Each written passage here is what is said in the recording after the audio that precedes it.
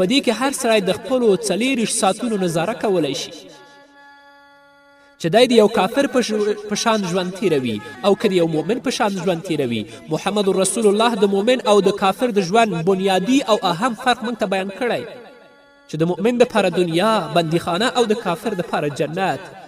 اوس چې موږ دا دعوا کوو ځان ته د محمد رسول الله او د رب العزت عاشقان وایو، موږ ته پکار دی چې په خپل ګریوانونو کې سر ښکته کړو او د خپل ژوند جایزه واخلو چې محمد رسول الله د مؤمن ژوند څه معیار بیان کړی دی او زموږ څه حال دی. نو موږ نه سوچ پکار دی، موږ ته فکر، موږ ته غو پکار دی چې موږ د دنیا خپل ځان دپاره قیدخانه جوړه کړې ده او که ځان دپاره جنت جوړ کړی دی. زموږ حال خو دا دی چې زموږ پوره ژوند د محمد رسول الله د دې فرمان نه برعکس دی، چپه دی.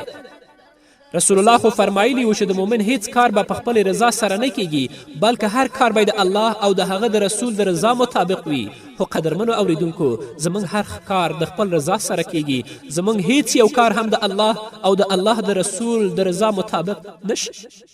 زموږ خوراک، زموږ څکاک، زموږ وده کیدل، زموږ پاڅېدل، زموږ خوشحالي، زموږ غم، زموږ لباس، زموږ شکل، زموږ صورت ټول د الله رب العزت او د رسول الله صلی الله علیه وسلم